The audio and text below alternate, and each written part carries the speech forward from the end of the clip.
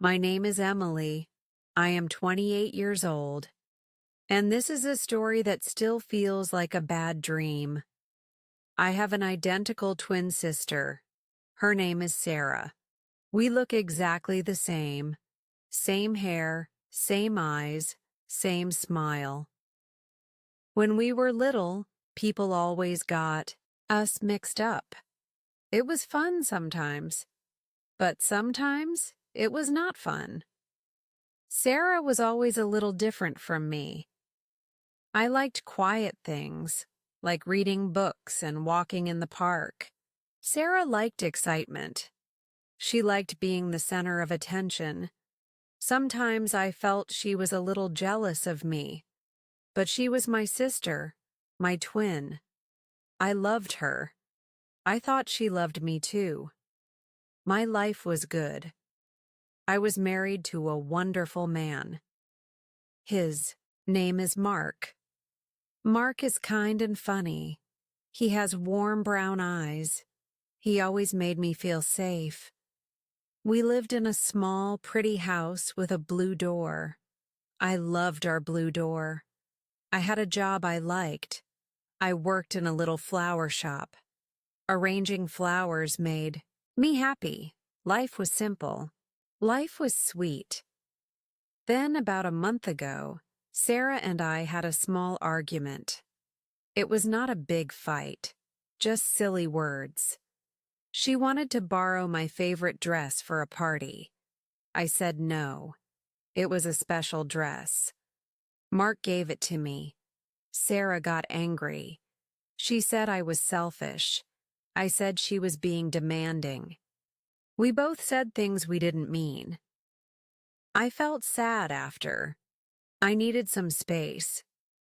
Just a little time to think. I decided to visit my aunt. She lives in a small town by the sea. It's a quiet place.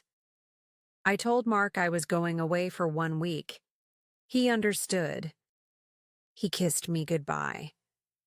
He said, "I'll miss you, Emily. Come back soon." I said, "I'll miss you too."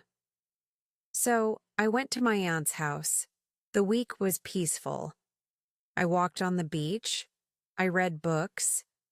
I thought about Sarah. I decided I would call her when I got back. I would say, "Sorry, we were sisters. Arguments happen.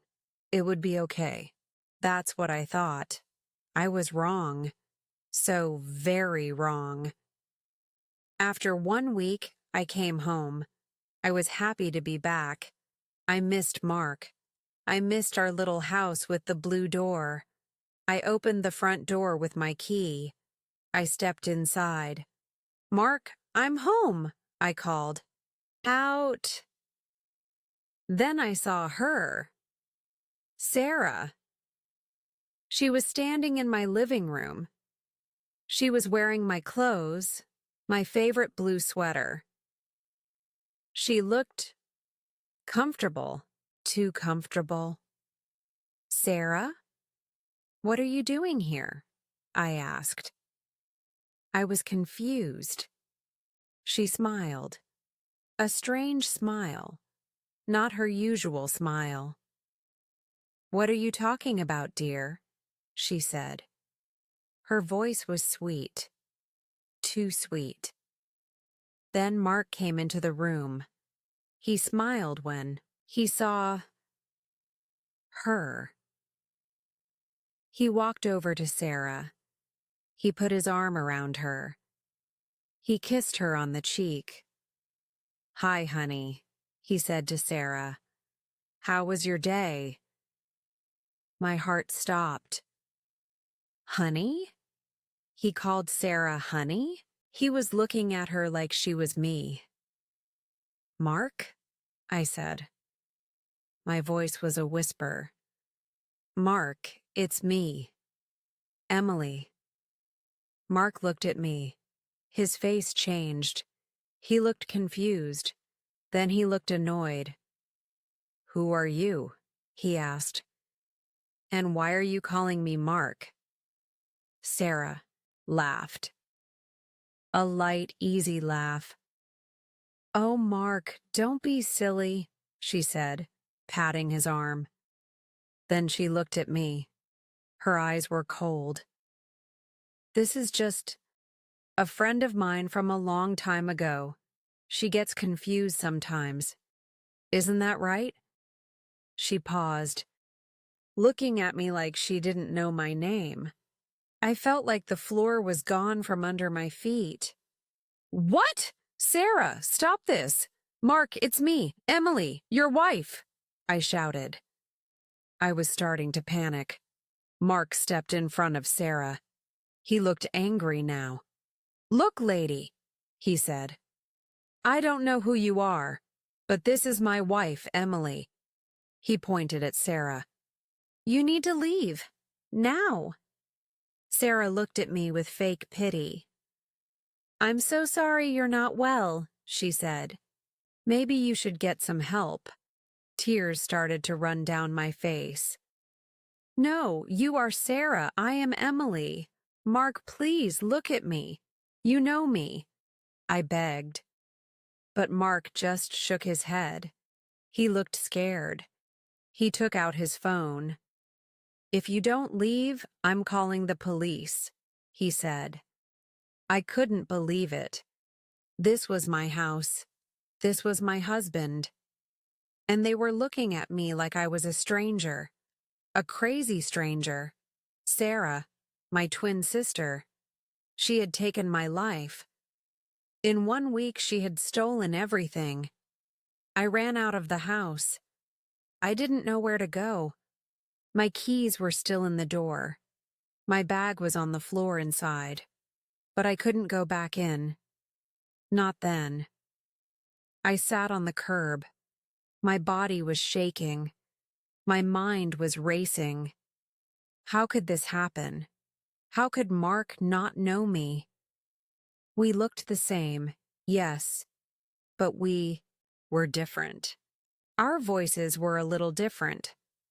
Our habits, the way we laughed, the way we touched. How could he not see? Sarah must have planned this, the argument, my trip. It was all a setup. She wanted my life, my happy, simple life with Mark. And now, she had it. The first thing I did was try to call my best friend, Lisa. I went to a payphone. My phone was in my bag, in the house. Lisa and I had been friends since kindergarten. She knew everything about me. She would believe me. "Lisa, it's Emily," I said when she answered. My voice was desperate.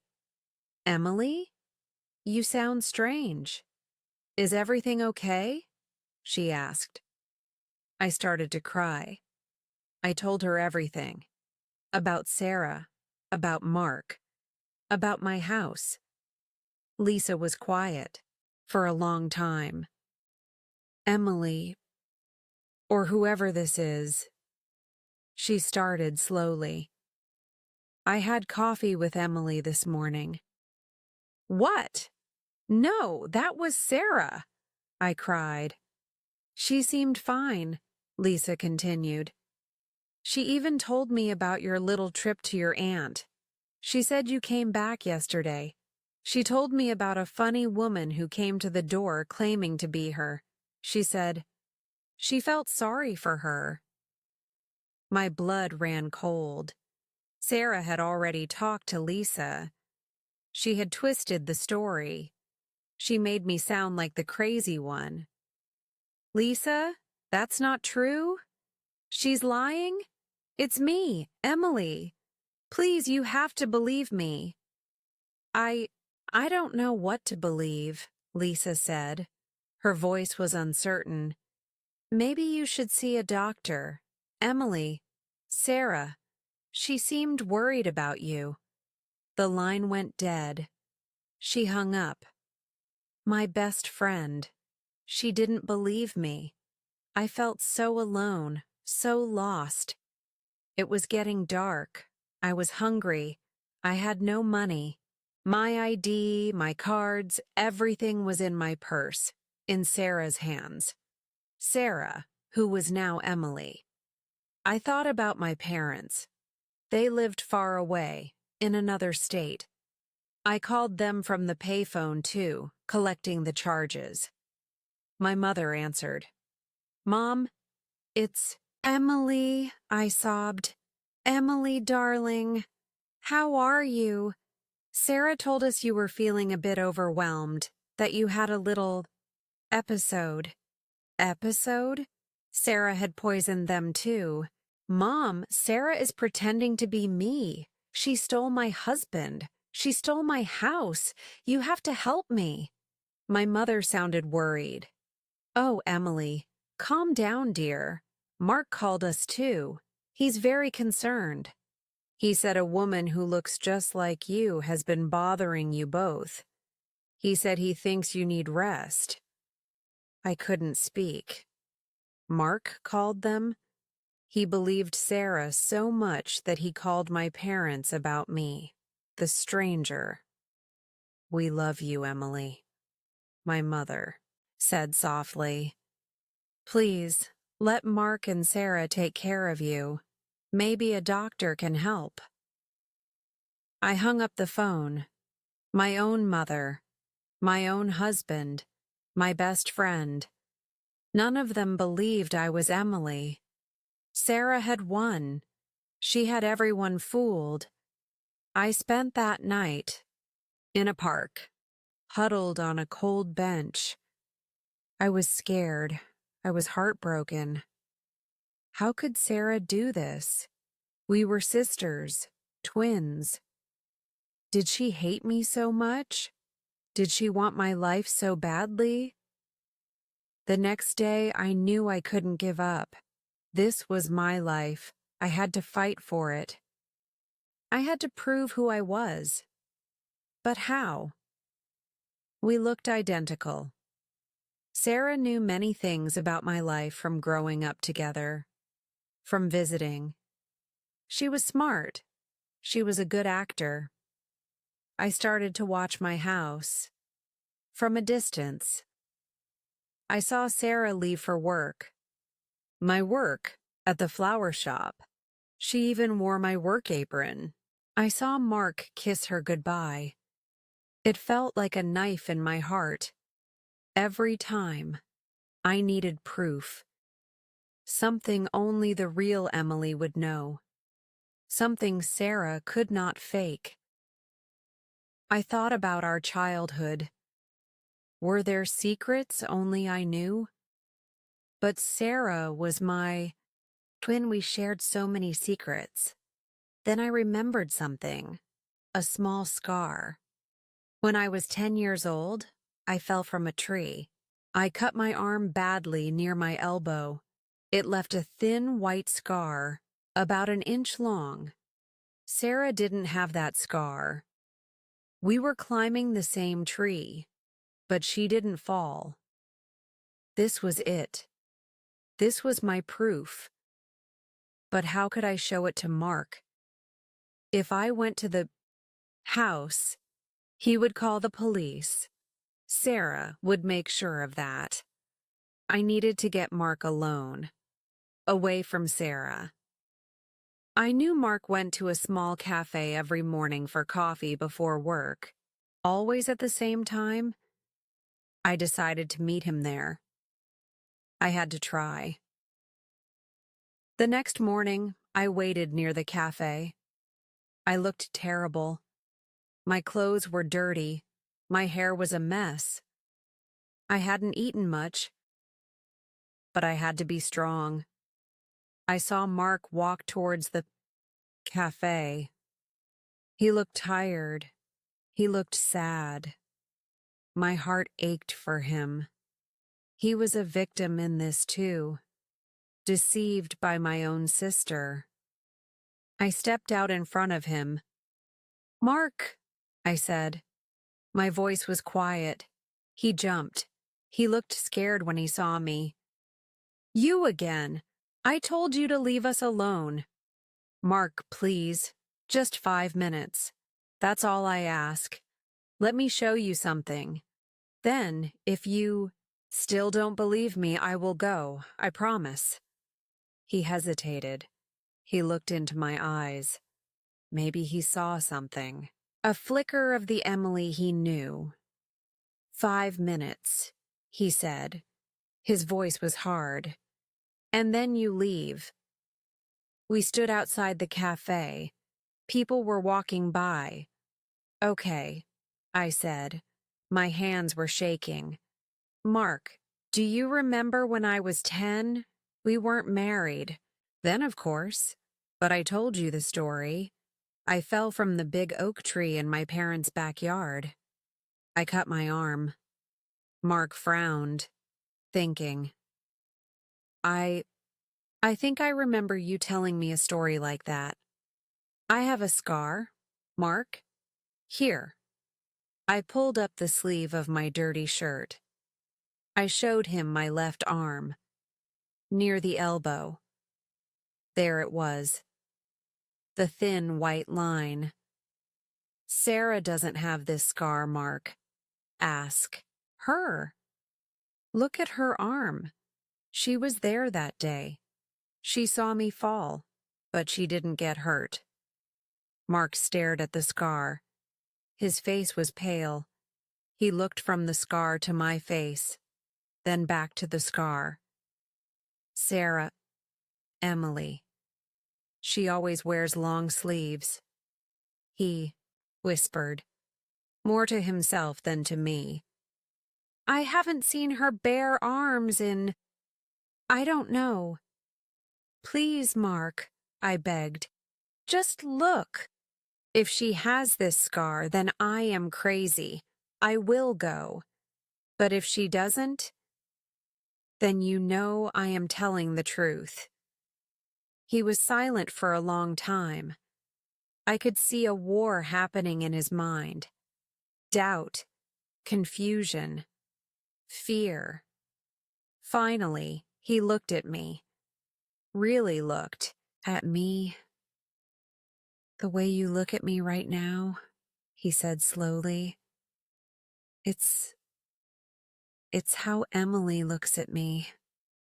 My heart leaped. Hope. A tiny spark of hope. I need to see, he said. He looked troubled. Come with me. No, wait. Meet me at the park near our house. In 1 hour. Don't come to the house. I need to talk to her. 1 hour. It felt like a lifetime. I went to the park. I sat on a bench, waiting. What if Sarah found a way to fake the scar? What if Mark still didn't believe me? Then I saw Mark walking towards me. He was alone. His face was grim. He sat down beside me. He didn't speak for a moment. Then he said, I asked her about the scar. I held my breath. She laughed, Mark said. His voice was flat. She said it was a silly story I must have dreamed. She said of course she didn't have a scar. She showed me her arm, both arms. There was nothing there. Tears welled up in my eyes. Tears of relief. So, you believe me? I whispered. Mark turned to me. His own eyes were wet. Emily, he said. My name. He said my name. Oh, Emily, what has she done? How could I not know? How could I be so blind? He reached out and took my hand. His touch was familiar, warm, safe. I am so sorry, Emily, he said. I am so sorry. We sat there holding hands. He told me that for the past week things had felt off. Sarah looked like me, but she wasn't me. Small things. The way she made coffee, the music she listened to, the way she kissed him. He said he thought maybe I was stressed or changed by my trip. He never imagined this. He said Sarah had been very convincing. She told him I, the real Emily, had called her, sounding very distressed and confused. She said I was having a breakdown. She came to help. Then I, the stranger, showed up at the door. Sarah played the victim perfectly. Mark felt he had to protect his wife. The wife, he thought, was Sarah. Now we had to face Sarah. Mark was angry, very angry. He felt betrayed, foolish. We walked back to the house together. My house, with my blue door. Mark opened the door. Sarah was in the kitchen, humming a tune. She turned when she heard us. She smiled. Then she saw me, standing next to Mark. Her smile vanished. Mark? What is she doing here? Sarah demanded. I thought you told her to stay away. Mark stepped forward. His voice was cold. The game is over, Sarah. Sarah looked confused. What game? Mark, darling, she's upsetting you. I know who you are, Sarah, Mark said. And I know who my wife is. He looked at me, then back at Sarah. How could you do this? To your own sister? To me? Sarah's face changed. The sweetness disappeared. A hard, bitter look replaced it. She always had everything, Sarah suddenly screamed. The perfect life, the perfect husband. I just wanted a taste of it. Is that so wrong? It's my life, Sarah, I said. My voice was shaking but strong. You can't just steal it? Why not? Sarah sneered. No one even noticed for a week. Not even him. She pointed at Mark. Mark looked hurt, but he stood firm. I noticed something. Was wrong, he said. I just didn't understand what. But now I do. You need to pack your things, Sarah. And you need to leave. Now. Sarah laughed. A harsh, ugly sound. Or what? You'll call the police? What will you tell them? My twin sister pretended to be me for a week? They'll laugh at you. But Mark was already dialing his phone. I'll tell them exactly that, he said. And I'll tell them about the emotional distress you caused, about how you tried to trick everyone. Sarah's confidence faltered. She looked scared. She knew she was caught. She didn't say another word. She went upstairs. After a while, she came, down with a small bag. She walked past us. She didn't look at me. She opened the front door, and then she was gone.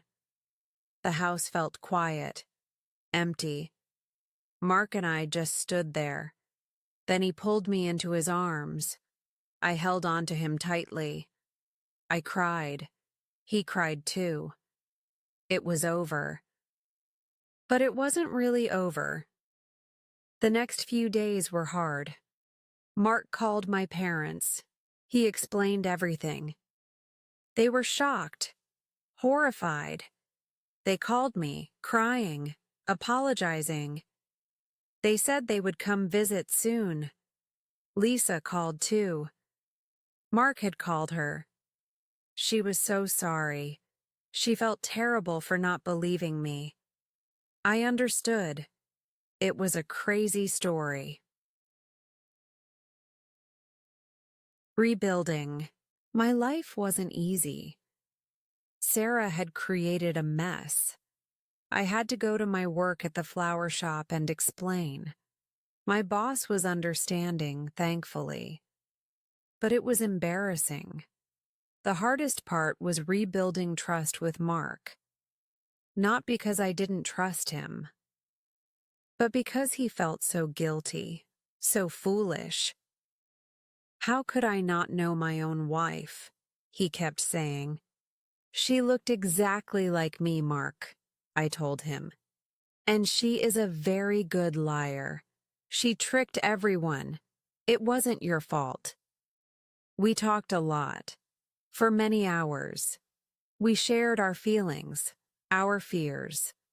Slowly, very slowly, we started to heal. Our love was strong, stronger than Sarah's lies. I haven't seen Sarah since that day. I don't know where she went. Part of me feels angry. Part of me feels sad for her. To be so unhappy, so jealous, that you would destroy your own sister's life. That is a terrible kind of pain. Maybe one day she will understand what she did. Maybe one day she will say sorry. I don't know. What I do know is that I am Emily. This is my life. And I will not let anyone take it from me again. This experience, as terrible as it was, taught me something. It taught me how strong I am. It taught me the importance of truth. And it taught me that even when things seem impossible, you must never give up fighting for yourself. My life is quiet again now. The house with the blue door feels like home again. Mark and I are closer than ever. We don't take our simple, sweet life for granted anymore. We cherish every moment. If you are listening and you feel lost or scared or like no one believes, please don't give up. Hold on to your truth. Keep fighting. It's okay to feel weak sometimes. But find that small spark of strength inside you. You are not alone. Things can get better. You can find your way back. Keep going.